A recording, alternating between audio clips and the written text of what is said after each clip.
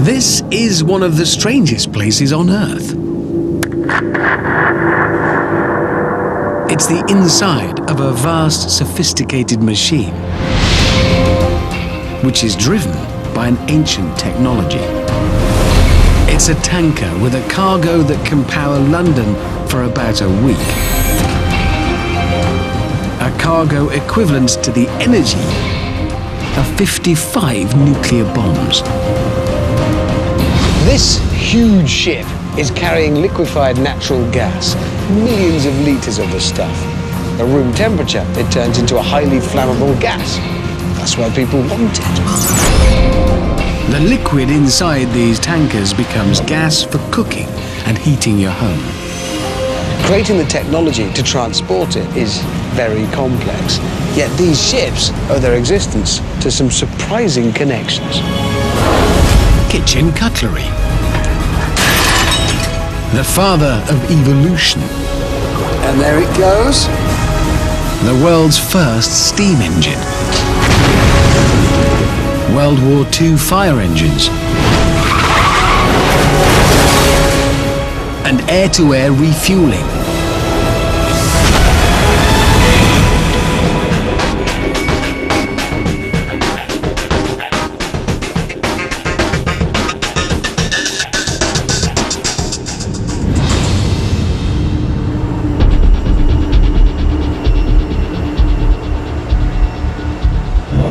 Transporting natural gas around the planet is a big business. This supertanker is larger than the Titanic and is designed to carry natural gas all over the globe. She's a big ship, yeah, so you know everything about her is going to be super scale, but it's only when you get close up do you realise how big. Admittedly, I'm not the tallest chap you'll meet, but it would make even him feel small. The propeller alone is more than 5 times my height and weighs 48 tons. I didn't come here simply to feel small. I can do that anywhere. I came here because I want to see how these ships shift huge quantities of gas all around the globe. They have vast tanks, but getting inside them is very tricky. The ships have to be in dry dock, and the tanks have to be completely purged of any trace of their hazardous cargo. This is the inside of one of the tanks. And as far as we know, nobody's ever actually filmed inside one of these before. That seems a shame, because look at it. All you need is one light, one camera. You can make a sci-fi movie. And listen to it.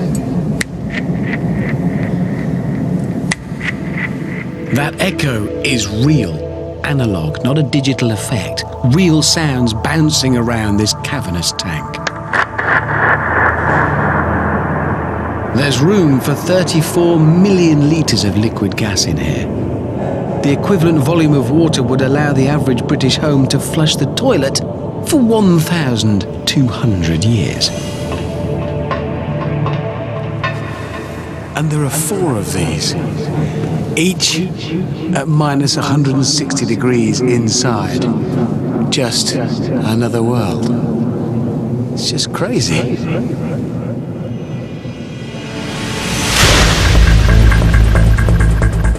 Just like oil, natural gas is a fossil fuel found where ancient organisms decomposed. It can be shifted in pipelines, but they are expensive and impractical for crossing oceans. Instead, engineers had to work out how to transport it by ship. That's a challenge when you remember that natural gas ignites at any air temperature found on Earth. To learn how you transport gas safely, I went to a high-security research facility in northern England.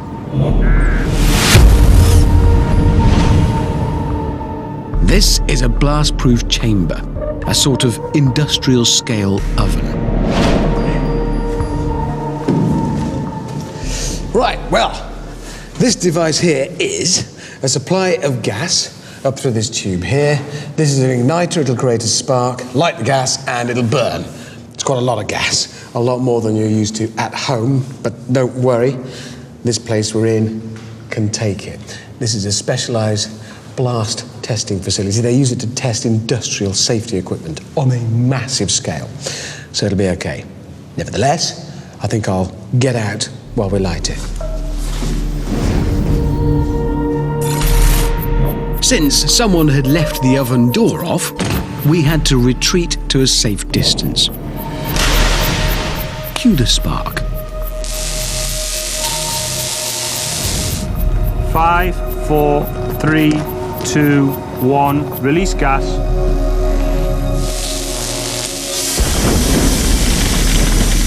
That's just a few litres of gas. Imagine a cargo of many millions of litres that could be ignited by the tiniest of sparks.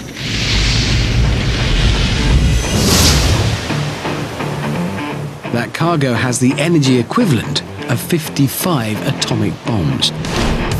Spilling it could be a massive disaster. But there has never been any major accident, and the operators plan to keep it that way. Fortunately, there's a simple solution. Turn the gas into a liquid. As a liquid, it can't catch fire. And what's more, it takes up much less space. If the cargo were in gas form, the tanker would need to be impossibly big. It would have to be 600 times more voluminous, which would make it 10 times longer than this ship. 2,500 meters, a mile and a half. To make the gas liquid, you chill it to minus 162 degrees Celsius. That's nearly twice as cold as it ever gets in Antarctica. But it only has to warm a little bit to turn back into highly flammable gas. So there is a second line of defense. Normally the cargo is the other side of these walls. Tens of millions of litres of it. And remember, that's in liquid form. Expand it into gas ready to use, and it's billions of litres. And if any of the liquid made its way and leaked out and turned back into vapour, well, that could be a big problem. But it doesn't, thanks to a pre-war mail plane. In the 1930s, Empire flying boats delivered mail and passengers from Britain to Australia in 700-mile hops. They couldn't cross the Atlantic until they were able to take on fuel during flight. Nowadays, we take mid-air refueling for granted. But aviation fuel, just like natural gas, is highly flammable. A single spark when the refueling pipe makes contact and, well, it's kaboom. What aviators needed was something to stop an explosion if there was a spark. What they needed, in fact, was noxious air. That's the name Daniel Rutherford gave nitrogen when he first isolated it in 1772. There might be lots of nitrogen around in the atmosphere, and there is a lot, but in its pure state, we can't breathe it. Sadly, it took a dead mouse in the container of the stuff to make that particular scientific advance. But the point here is nitrogen is an inert gas. It doesn't react readily with anything at all. And more importantly, it stops fuel combining with oxygen if there's a spark. Ignition is impossible if there's enough nitrogen around. Fires can't breathe nitrogen either. And that's a claim that just needs to be put to the test. So, time to fire up the industrial oven once again. This time with nitrogen inside it. First, it's sealed to contain the toxic gas safely.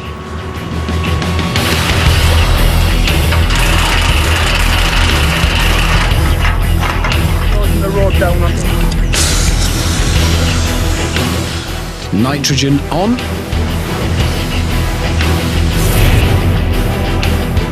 I get to watch from inside a special canopy to the side.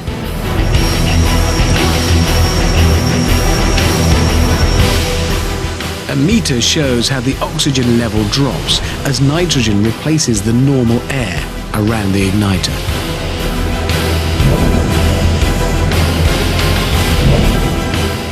Remember, the theory is that gas won't burn unless there's enough oxygen present. That 10 means there's hardly any oxygen in the chamber. It's now mostly nitrogen.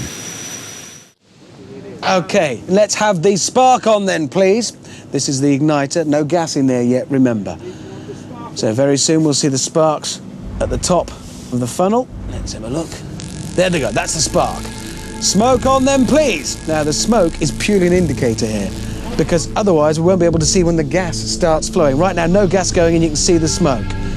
As soon as the gas starts, it'll pull the smoke up through that funnel. The chamber is full of nitrogen. The spark is firing. We can have the gas on then. And at that point, the only thing stopping ignition has to be the nitrogen. There goes the gas. Look at it, you can see where the smoke's coming out the top. That's been pulled through by the gas. That's the same gas we saw burning earlier.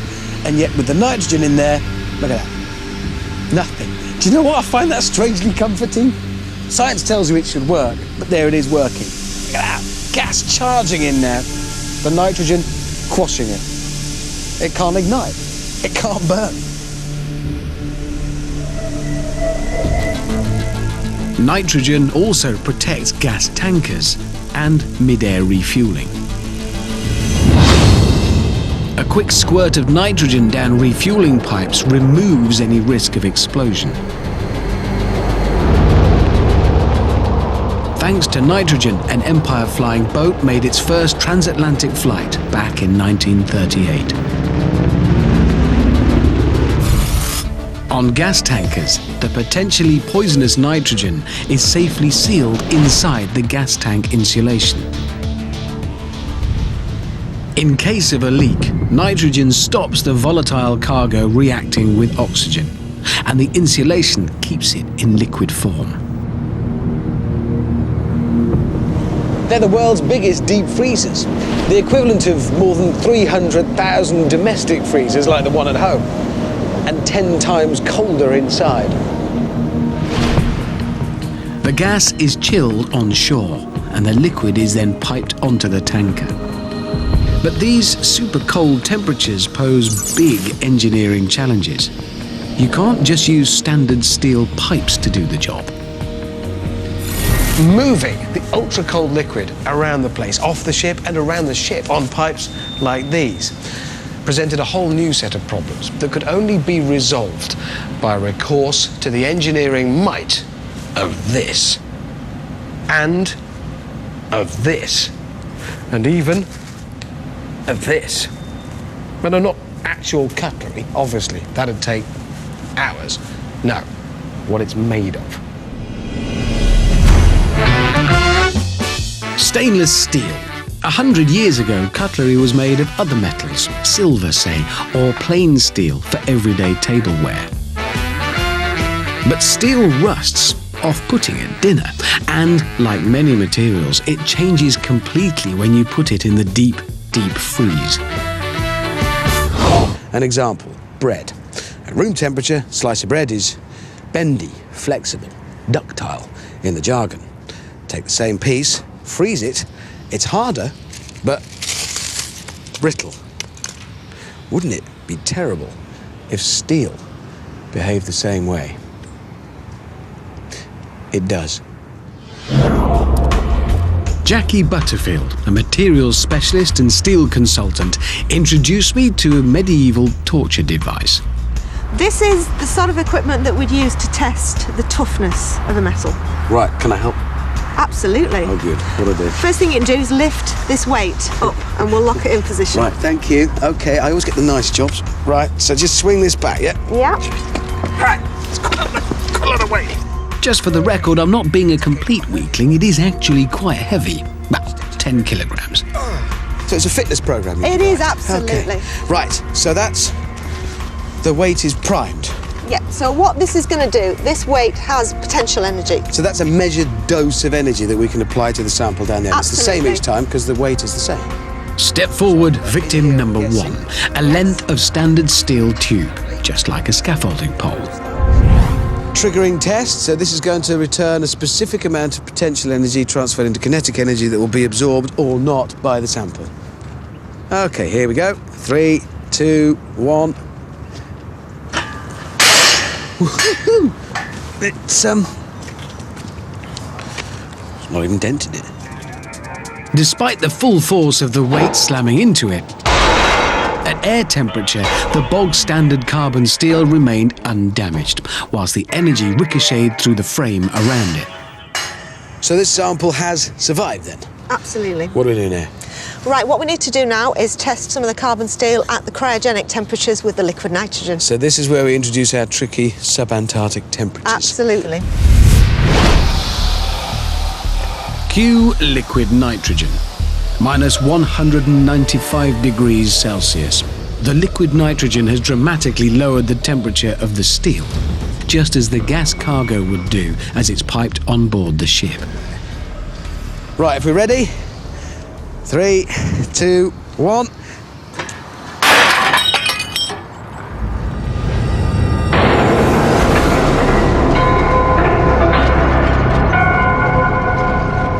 It's broken. Badly. Look at that. It's just shattered. So it's exactly the same sample, same metal. This one barely a scratch. This one got ruined. Just shattered. Behaved completely differently. In a brittle manner. Brittle, ductile. Ductile. Brittle, ductile. Cold. Clearly then, you wouldn't want to rely on that anywhere really cold, in a liquid gas tanker, for instance. Instead, the tanker engineers needed a material that can withstand super cold temperatures, which brings us back to cutlery of the stainless steel variety. In 1913, British chemist Harry Brearley was looking for a tough metal for gun barrels. He mixed chromium and steel, but it was too soft. However, the reject alloy revealed 2 unexpected benefits. It didn't rust, which was good for cutlery, and even better for liquid gas tankers. Putting this new stainless steel in the deep freeze doesn't make it brittle. This is stainless steel. Yeah. Not only is it very corrosion resistant, it's very, very tough at low temperatures. Okay, well, we now have our system here so we can test this. Yep, let's So give we it a can go. do the same test. Same potential energy, kinetic energy in, see what happens. Absolutely. So, loading it in. Ooh, that's slightly sort of frightening when you do that. Right. Here is frozen sample. 3, 2, 1. That's completely... It's just shrugged it off. So what's actually happening in it that's so different? Why is this fine and that's ruined? Because of the alloying elements in the stainless steel, it's changed the crystal structure, the way the atoms are arranged in the metal. So the difference between these two samples is right down at the atomic level. It is, yes. And that's where its ability to absorb the energy or be ruined by it stems from, right down at that level. Simply adding some chromium can make ordinary brittle steel stand up to cryogenic temperatures. The engineers who built the LNG carriers ensured that not only were the hulls fit for the 7 seas, but that the thousands of meters of intricate pipework, with all their vulnerable bends, joints and tapes, were made of a material that could take it when the going gets cold: stainless steel. But transporting liquid by ship brings another challenge: stopping it from sloshing. And engineers have 2 liquids to worry about on these tankers. On the way out, they have a cargo of liquid gas, and on the return journey, when it's empty, they carry water as ballast to stabilize the ship. The same problem in 2 different forms. If a liquid cargo starts to wash around on a ship, it can be a real problem. Basically, when wind or waves rock the ship itself, that can send the liquid sloshing from side to side in the tanks. That motion can build, emphasising the rocking of the ship itself, and, well, it can be disastrous. It's called the free surface effect. I set out to discover just how bad it can be. Right, what I have here is a van, perfectly ordinary, apart from the massive tank fitted into the back containing water, a lot of it. Water that's free to slosh about. So what I'm looking to experience is, for myself, firsthand, the free surface effect. The free surface is literally the area available for a liquid to slosh around freely. And just in case it does affect the van, I'm securely harnessed inside a roll cage. First, I took it slowly, to ensure just a little bit of sloshing. As I turn into the corner, obviously the water wants to stay where it is and sloshes off to the right. Ooh, it does, yes, it is sort of affecting the way it feels. If I go this way, and then this way, it doesn't feel. Ooh, yeah, it's sloshing. I can feel it suddenly jerk the vehicle in a direction other than the one in which I want it to go. I don't know whether it's me driving or the tank of water. That's a strange feeling. Time to step on it and imagine our ship and its liquid cargo rolling through stormy seas. Well, step on it as much as I can, in a van. Yeah, a lot of water going around, it's very unpleasant.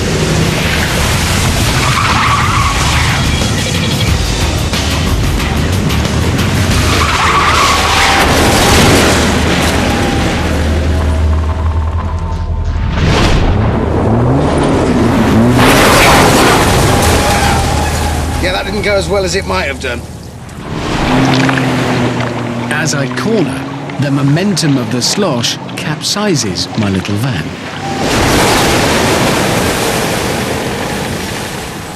Yeah, that is the free surface effect. As it turns out, it's deeply uncomfortable. Scale my tumble up to a whole ship and disaster ensues. In 1987, the free surface effect capsized the Herald of Free Enterprise ferry when water gushed in through doors that had accidentally remained open, and almost 200 people died. Liquid natural gas tankers have a surprising solution to this problem. To reduce the free surface area, the gas tanks are spherical, like great big balls. There's less room for sloshing, as long as the tank is full or nearly empty. These tankers fill up with cargo, 98% full. Set off, make a long journey, get there and discharge it, or nearly all of it, keeping back just enough to use as fuel for the journey home. So the tank, in normal circumstances, is either almost entirely full or almost entirely empty. No sloshing. Empty of cargo, the tanker would ride high in the sea. To lower it, water is pumped into ballast compartments in the hull beneath the gas tanks. Space doesn't allow these compartments to be spherical, so preventing sloshing here calls for a different solution. Rewind to World War II. Bombing raids kept British firefighters busy. They used a tanker lorry carrying almost 4,000 litres of water. The free surface effect made it dangerous to drive.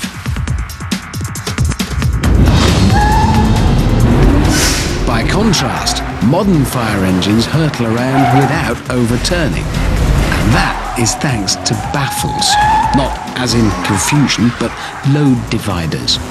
These are physical barriers, first introduced in the 1880s to stop oil tankers capsizing. Obviously, what led to my slight incident there was the free surface effect, allowing the water to slosh from side to side, and it brought the whole van over. So the key ones here in my baffles are these longitudinal ones that stop the water going from side to side. Apparently this works. Find out.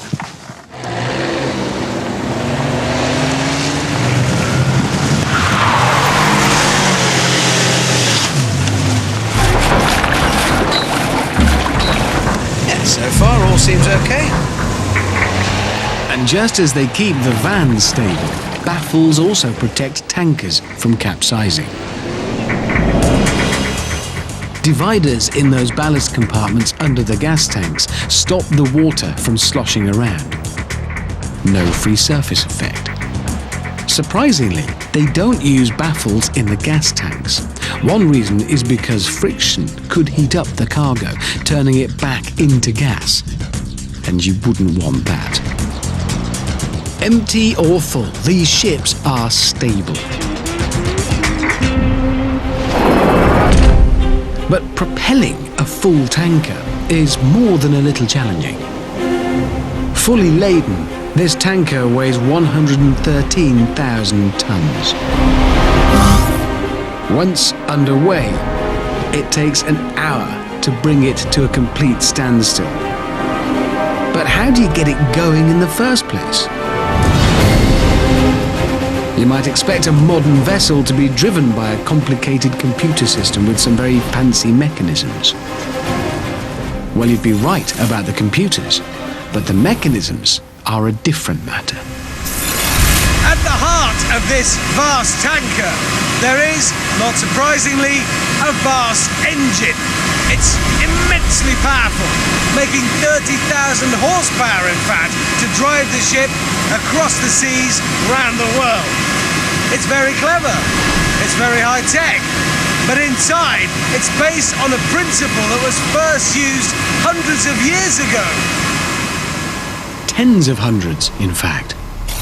Meet the 2,000-year-old Aeoli pile, or as it's more commonly known, Hero's engine, after the Greek scientist who invented it. Here's how it works. In the base here is a reservoir of water. What I'm going to do is heat that water up, thus. When you heat the water, it turns to steam. This bit goes on top, so the steam rises up here. And now, the only way out for the steam is through tiny, tiny holes in the ends of these nozzles here. Then it all gets a bit Newtonian, because when the steam comes out that way, it exerts an equal and opposite reaction, a push that way, and sets the top spinning.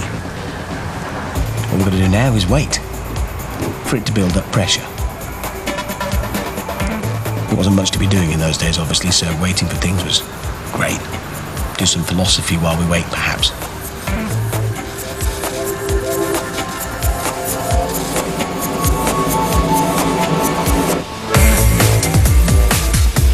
You might think this spinning pot is simply a toy.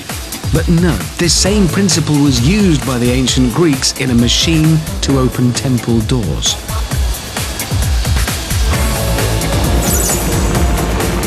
Fast forward a couple of thousand years and steam transforms the world, powering industry and transport. And then steam engines went the way of top hats, and now we think of them as yesterday's machines. But in a safely remote, muddy field, I set out to learn what the engineers of liquid gas tankers know very well. Steam is powerful. You just need to put it under pressure. The more, the better. I brought steam engine specialist Richard Gibbo, along to demonstrate steam's true potential, or with a bomb. We're going to put water in this super strong container buried in the mud. Steam from the traction engine will heat the water. Normally, it would boil, turn into gas, and escape, just as it does from your kettle. But that shiny lid prevents the water from turning to steam because it can't expand. There isn't room. Instead, the pressure inside will simply get higher and higher until it explodes. So this whole setup, Richard, is all about the power of steam. Now, I'll be honest, I think steam, I mean, look at that sweet old thing, it's from the past, and you've got this little pot in the ground here and a pipe. Is steam that powerful? Yes, it is. And there's a massive amount of energy locked up in water that is changing to steam. And that's what this experiment's going to demonstrate. Richard, what's the shed for? The shed's just to demonstrate that steam has a lot of force, power, energy. So you're going to break this shed, I'm guessing? Hope so. Even well above its normal boiling point, the water won't turn to steam until the pressure is released when the lid bursts off. Then it will expand instantaneously, creating an explosion. First, though, the sacrificial shed. Nobody walk on the big disc. How many crack engineers does it take to move a garden shed? Quite a lot, it seems. Then even then, they managed to break it. I don't know, has anybody seen a steam bomb? Well, we've never done this before. It's new. It's going well, this. With the soon-to-be ex-shed in place, we fired up the boilers and Richard opened the valve to pump steam into our underground kettle. Okay. Slightly nearer.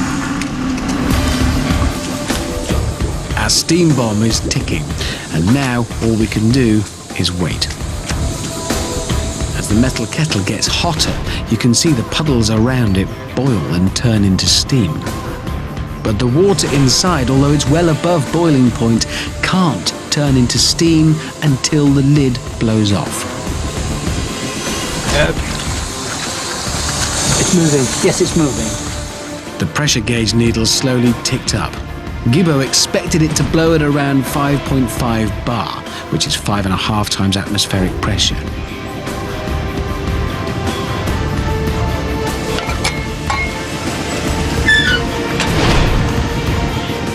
The boiling, muddy puddles make the shed steam like a Finnish sauna. The kettle lid starts to buckle under the mounting pressure. 5.5 bar.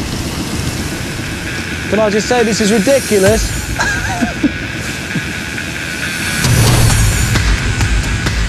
5.5 bar comes and goes. We're in for a big bang when it happens. Gibbo thinks that even a 9-ton traction engine doesn't offer enough protection. I think we should be at the bridge. We retreated. 6.5. And now we really are into unknown territory. Going up to 7. Properly dangerous now. Any more, and we'll be close to running out of steam. The traction engine can only handle 10 bar, and if that lets go...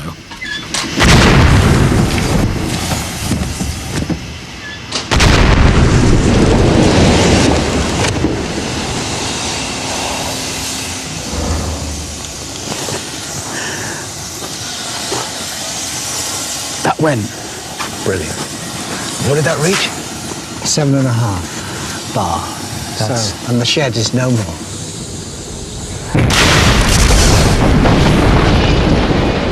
The simple power of boiling water had given our shed an extreme steam clean and completely obliterated it. The vessel itself was fine, while the lid had been blown off. There's the discs. Yeah. And you can't really see, but the vessel is empty and dry. Every single bit of water turned Yes. instantly to steam and therefore expanded massively. So it's just force. Sorry about your shed. You've ruined it. Yeah. Yeah, steam is perhaps more powerful than I thought. And it's that same steam power that drives giant liquid gas carriers through the world's oceans. As you might expect, everything about these tankers puts our mini steam bomb to shame. This is also a pressure vessel, like the one I used to clean my shed, only it is a bit bigger. And there are 2 of them. And these are generating high-pressure steam all day, every day.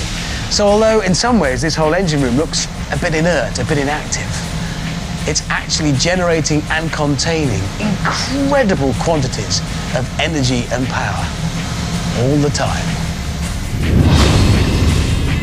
Compared to 140 degrees in our pressure kettle in the shed, the steam here is at 510 degrees, and the pressure is 8 times higher. Mark Hodgson manages a liquid gas tanker fleet. He puts the power produced by those two massive containers into perspective. They're just boilers making steam, and together they produce 110 tons an hour. That is equivalent to about an Olympic-sized swimming pool is processed by these units every day. And that steam pressure and temperature is delivered downstairs to the turbine. All right, so steam made here in big boilers. Steam goes downstairs to the turbine, and this is where Hero's engine comes in. So the same principle that turned Hero's engine powers these monster tankers. It turns the propeller. It also provides all of the electricity for every single appliance on board, right down to the crew's TV. On these ships, the secret of harnessing power from steam lies in their turbines. Mark shows me the amazingly simple machine that generates the ship's electricity. Its lid was off, and you could see the hundreds of turbine blades that the steam physically turns. Okay, so steam comes in that end? Yes. And then what? As the steam is injected at each stage, this is where you get the rotational forces applied to the rotor itself. So this is where it starts to turn the whole thing. So there's an immense amount of force going through here, which rather explains the enormous stud bolts here, because the pressure contained within this when it's up and running is huge. It's a large casing, has to contain 60 bar steam. There is such a thing as a beautiful simplicity, and this incredibly clever device has one moving part. The engine that drives this entire ship has one moving part. This, turned by steam. You wouldn't want to catch your tie in it, would you? Not really. This turbine is powerful, but the one that drives the ship delivers 7.5 times more power. The steam made in the boilers drives the turbine over there behind me. That comes through to the gearbox, and from the gearbox is transferred to the propeller shaft there. And then out there at the stern of the ship, the propeller shaft turns the propeller itself. At that point, it bites into the water and shoves forward with incredible force. These tankers are designed to be super efficient. They cannibalize their own cargo to produce steam.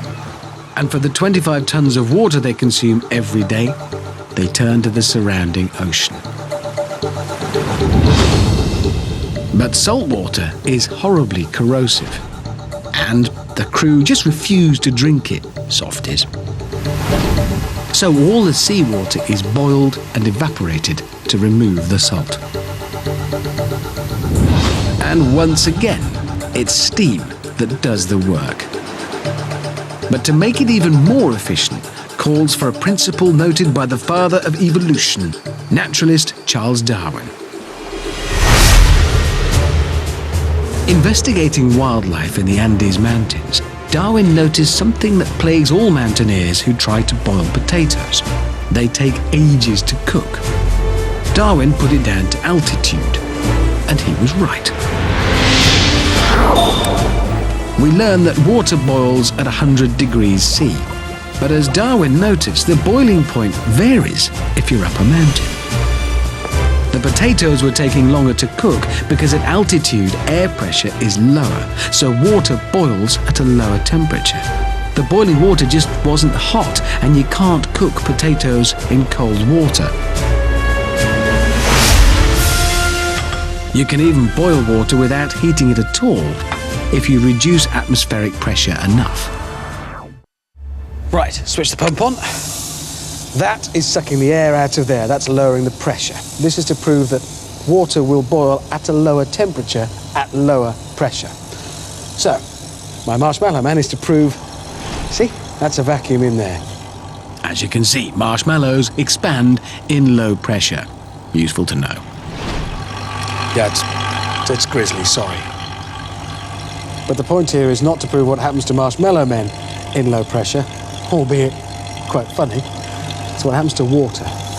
Actually, this is just like taking it up to high altitude where the pressure's lower. but obviously this is easier. In fact, the pressure in the jar is the equivalent of being at nearly 26,000 metres, almost 3 times the height of Mount Everest. I think I can see some bubbles at the bottom. Remember, I'm introducing no heat here. It's just a room temperature, and this room is at a very low temperature. Oh dear. And there it goes. Now, it's not just splashing about for the fun of it. That water is boiling. And that's not because I've introduced any more heat to it. That's just because I've lowered the pressure. Right, I shall now prove that it really is just at room temperature. Air flooding back in, pressure coming back up. Sorry, Marshmallow Man. Bad day. The point being, room temperature. In fact, really very cold, but boiling away happily. I mean, you wouldn't want to make a cup of tea with it, but point, I think, is proved. So, boiling doesn't mean water reaches 100 degrees. It simply means it turns from liquid to gas, which it does at different temperatures according to pressure. And on this ship, just as I did in my vacuum flask, they boil water at a low temperature by reducing the pressure. Once again, they harness steam. But they reverse the high pressure process when you make water expand quickly into steam. You make low pressure by going back the other way, condensing steam rapidly into water. You need something called a flash condenser, and I'm going to build my own.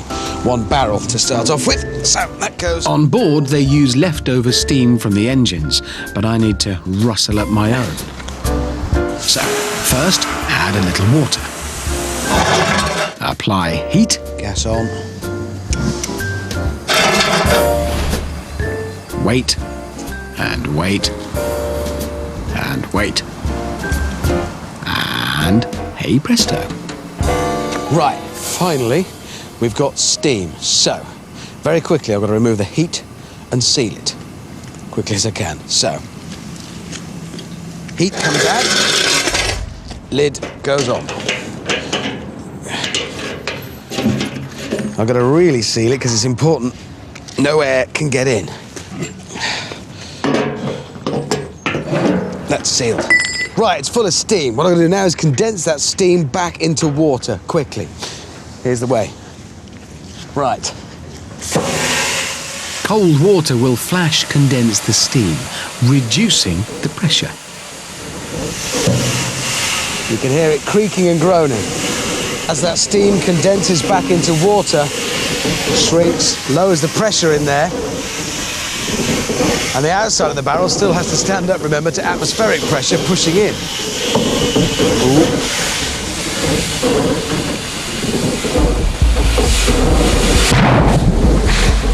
Yep, that's what happens when you lower the pressure inside. There was no way for air to get in to build the pressure up again. Atmospheric pressure was too much, and bang, it collapsed. Liquid gas carriers instantly turn steam back to water using flash condensation. And that creates a low pressure area, like my vacuum jar, in which they boil seawater at just 50 degrees C. They don't bother with the marshmallows. That was just my idea. Thanks to a principle noted by the father of evolution. Gas tankers save a huge amount of energy, and energy is the precious cargo these ships deliver. You could say these ships are like huge self-propelled gas bottles. Well, you could, but the fact is they are remarkable vessels using extraordinary technology to keep a potentially hazardous cargo safe and very cold. And it was all made possible by stainless steel cutlery, a problem with the fire truck, an ancient method for opening tomb doors, Charles Darwin's potatoes, and a pre-war mail plane.